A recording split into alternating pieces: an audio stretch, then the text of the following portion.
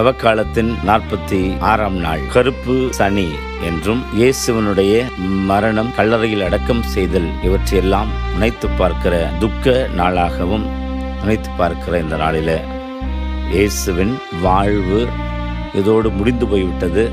கல்லறையில் வைத்து கல்லறைக்கு முன் பெரிய பாறையும் வைக்கப்பட்டு இனி இவனது கதை முடிந்து போய்விட்டது என்று சொல்லுகிற ரோமை அரசின் படைவீரர்கள், பரிசேய தலைவர்கள், சமய தலைவர்கள், இயேசுவுக்கு எதிராக நின்ற சட்ட வல்லுநர்கள் நினைத்துக் கொண்டிருக்கையில் இயேசு புதிய அத்தியாயம் படைக்கிறார். கல்லறை அவர் உள்ளே சென்று சாவையும் சாத்தானையும் பாவத்தையும் வெற்றி கொண்டவராக நான் இதிலிருந்து வெளியே வருகிறேன் என்று சொல்லி அவரது வெற்றியை நாம் உணர்கிற, சிந்திக்கிற ஒரு நாளாக இது இருக்கிறது. நாள் முழுவதும் எந்த ஆர்ப்பாட்டம் இல்லாமல் அமைதியாக இருக்கிற வேளையில் அவரது மரித்த இயேசு ஆண்டவரது உடல் சுரூபத்திற்கு முன்னால் ஜெபிக்கிற பழக்கம் இருக்கிற வேளையில் ஏதோ நம்முடைய வீட்டில் ஒரு இடவு நிகழ்ந்தது போல நாம் பெரும் வருத்தத்தோடு இருப்பதை காட்டிலும் அந்த இயேசுவுக்கு முன்னால் இன்று இருக்கிற போது, இயேசுவை ஆண்டவரே, உம்முடைய வாழ்வை இதோ நான் தொடர் பயணமாக உம்மிடமிருந்து இப்பொழுது